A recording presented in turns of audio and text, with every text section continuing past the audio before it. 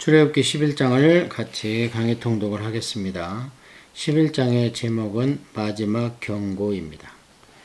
장자재앙을 통해서 바로가 항복을 하게 되는데, 장자재앙이라는 것은 의미가 있습니다.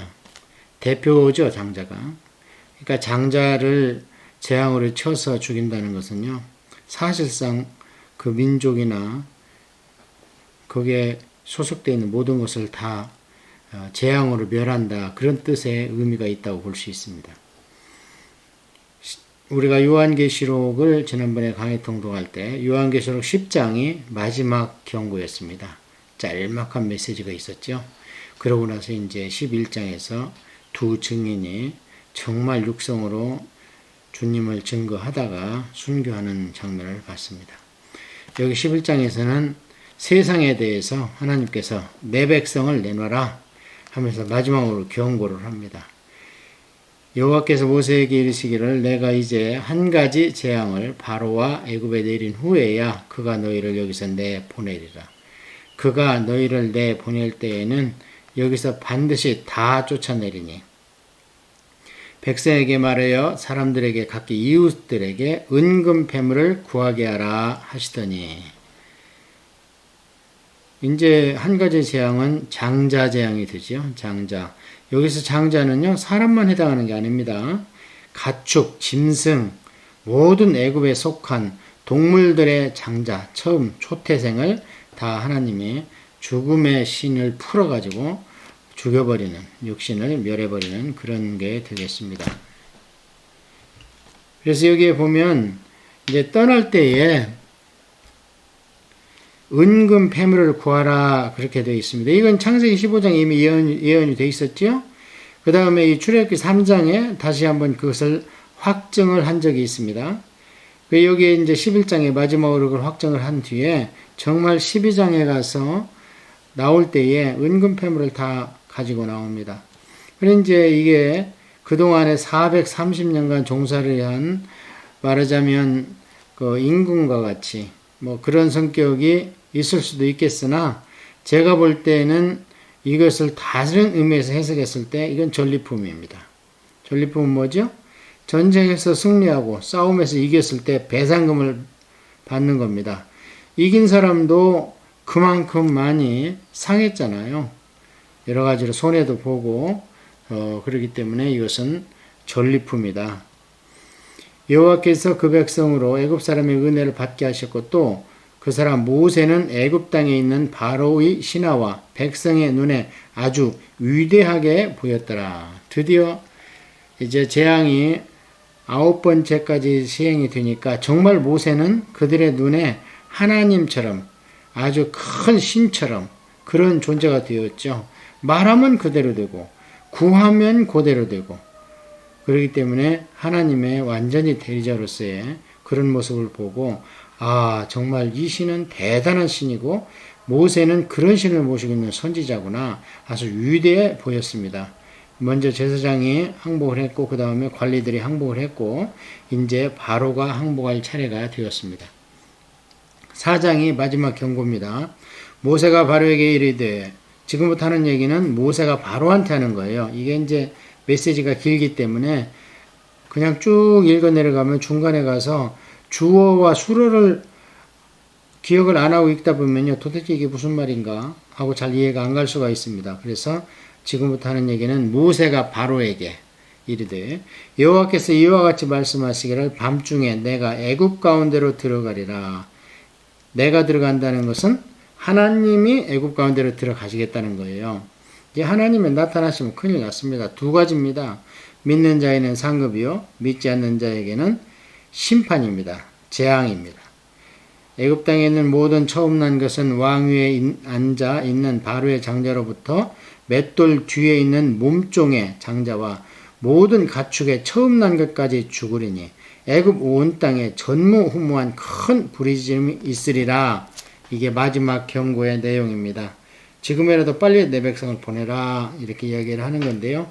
하나님께서 보여주실 것이 있기 때문에 바로가 이 말씀에 바로 순종을 하지 않습니다. 하나님이, 성령님이 함께 하시지 않는다면 인간은 자기의 양심과 도덕으로 절대 구원에 이를 수가 없습니다. 심지어는 하나님의 율법을 줬어도 그 율법으로 말미암아 구원받을 자가 없다. 그게 구약의 결론입니다. 그러니까 예수님이 오셨죠. 그러나 이스라엘 자손에게는 사람에게나 짐승에게나 개 한 마리도 그 혀를 움직이지 아니하리니 여호와께서 애굽 사람과 이스라엘 사이를 구별하는 줄을 너희가 알리라 하셨나니. 그렇게 애굽 땅의 모든 초태상이 죽으면 얼마나 곡소리가 크겠습니까?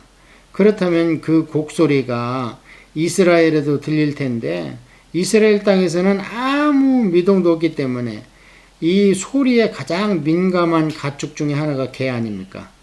그래서 개가 짖으면 우리가 못 듣는 소리도 이미 우리한테 접근하고 있는 것을 알 수 있죠. 근데 그 개 한 마리도요, 멍멍 소리 한번 내지 않겠다는 거예요. 그 혀를 움직이지 않겠다는, 그만큼 이스라엘에는 평온한 밤이 될 것이다. 그런 얘기입니다. 왕의 이 모든 신하가 내게 내려와 내게 절하며 이르기를 너와 너를 따르는 온 백성은 나가라 한 후에야 내가 나가리라 하고 심히 노하여 바로에게서 나오니라. 여기는 하나님의 메시지가 아니고 모세의 얘기입니다. 그래서 제가 처음에 말씀드렸던 거예요. 이 얘기는 다시 얘기하면 이것만 하나님의 메시지로 이렇게 이해하고 있으면요, 이해가 잘 안 가요. 그래서 여기 내가는 모세입니다. 왕의 모든 신하가, 이제 신하가 항복한다고 그랬죠. 내게 내려와 내게 절하면 모세한테 내려와서 절을 하는 거예요. 바로 대신에 우리 좀 살려주시오 하고 모세에게 절을 한 후에 이르기를, 이제 그들이 와서 절을 하고 모세에게 말하기를 너와 너를 따르는 온 백성, 모세와 이스라엘 민족을 얘기합니다. 나가라 한 후에야 내가 나가리라 하고 심히 노하여 바로에게서 나오니라. 그러니까 이제 모든 신하들이 항복을 하고 그 다음에 너와 내 백성은 다 나가도 좋다. 그 말이 떨어져야 내가 이 애굽 땅에서 이제 나가고 바로 네 앞에서 물러가겠다. 지금 10장 끝날 때 뭐라 그랬어요? 바로가 다시는 얼굴 보지 마. 그렇게 얘기를 했잖아요. 그래, 알았어. 그러고는 이제 그런 얘기가 다 끝나야 진짜 내가 물러나는 것이지 하고는 이제 잠시 나와 있습니다. 그런데 장제재앙이 시작되면 바로가 급하게 불러들여. 왜냐면 자기 큰아들도 죽었거든요. 여호와께서 모세에게 이르시기를 바로가 너희 말을 듣지 아니하리라. 그러므로 내가 애굽 땅에서 나의 기적을 더하리라 하셨고 모세와 아론이 이 모든 기적을 바로 앞에서 행하였으나 여호와께서 바로의 마음을 완악하게 하셨으므로 그가 이스라엘 자손을 그 나라에서 보내지 아니하였더라. 이렇게 이야기를 했는데도 안 듣는다는 거예요. 그래서 하나님께서 모세야 안 들을 거야. 그리고 내가 장자대왕 마지막 하나까지 더 해야 그래야지 이제 항복을 하는 것이지 안 들을 거야. 그러고 난 뒤에 이제 보낼 것이다 하면서 11장을 간단하게 짧게 해서 마지막 경고, 그렇게 길지 않습니다만 메시지 아주 간단하죠. 그러나 여기 마지막 경고를 하는 의미를 우리가 새겨야 됩니다.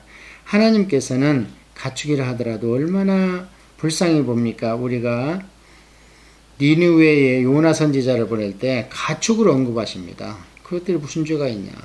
선악을 분별 못하는 애기들은 물론 언급했지만 그때 보면 짐승도 금식을 시켜버리고 막 이러면서 어쨌든 그래서 이렇게 짤막하게 마지막 경고를 하는 하나님의 일반적인 은총을 우리가 봐야 된다. 하나님은 누구 하나 자기 죄를 멸망받는 것을 원치 않으십니다. 누구나 다 구원의 반열에 들어오기를 원하죠. 나중에 우리가 쭉 공부를 해나가겠지만 이스라엘의 선민 사상도 우리가 잘 눈여겨봐야 됩니다. 이스라엘의 선민 사상을 꼭 그들만에게 하나님께 선택이 있었는 그렇지 않습니다. 계속 우리가 공부해왔지만 앞으로도 공부할 것이고 이방인들이 이스라엘에 꼭 같이 있습니다. 구원받는 사람들이.